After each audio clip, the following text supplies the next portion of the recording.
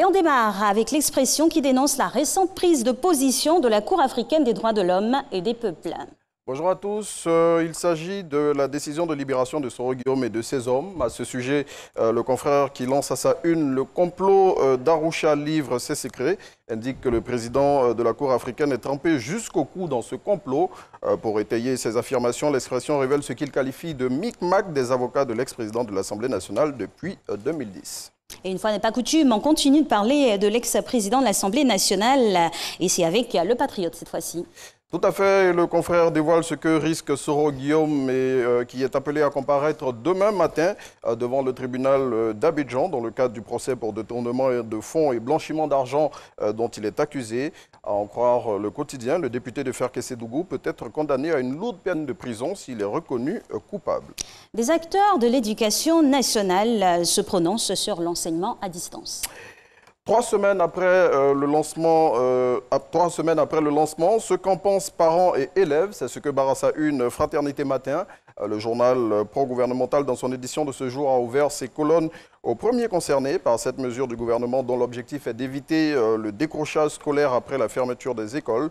Selon Fraternité Matin, dans l'ensemble, ils sont satisfaits. Néanmoins, ils font des suggestions pour que ces cours aient un impact plus grand.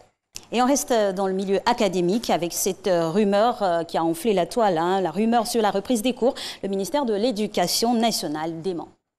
Kandia Camara a apporté un démenti formel sur la rumeur qui a circulé sur les réseaux sociaux ce week-end et qui faisait état de la réouverture des écoles le 18 mai 2020.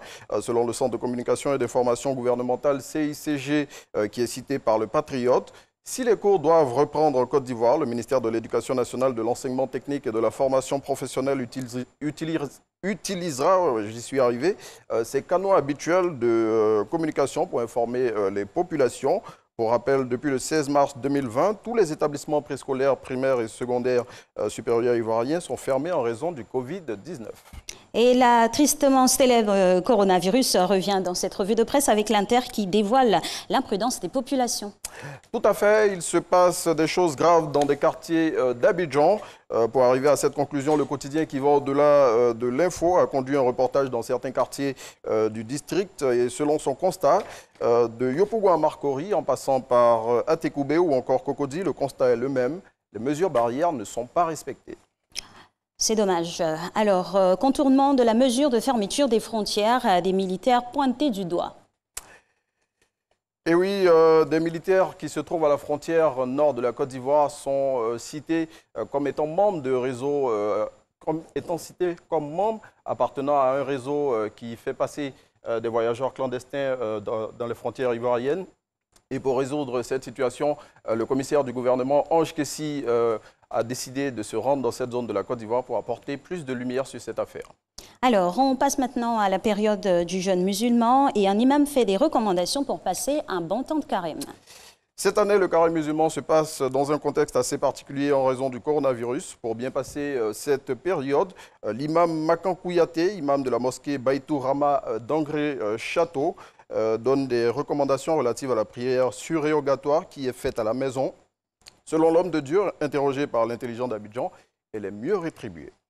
Alors, on referme cette revue de presse avec un nouveau venu dans cette lucarne. De qui s'agit-il ? Il s'agit du Côte d'Ivoirien qui vient rappeler avec un brin d'humour, si besoin en était, que le Covid-19 est à prendre au sérieux. Pour ce faire, ce gratuit qui paraît toutes les 2 semaines, titre « Ivoirien, on joue avec tout ». Mais coronavirus, là, c'est pas amusement. Exactement. Il faut faire très attention et respecter les mesures barrières. Merci, monsieur Renaud Gobia. Vous serez là demain en compagnie de Marcelin Gavoy. C'est bien cela. Moi, je vous revois mercredi.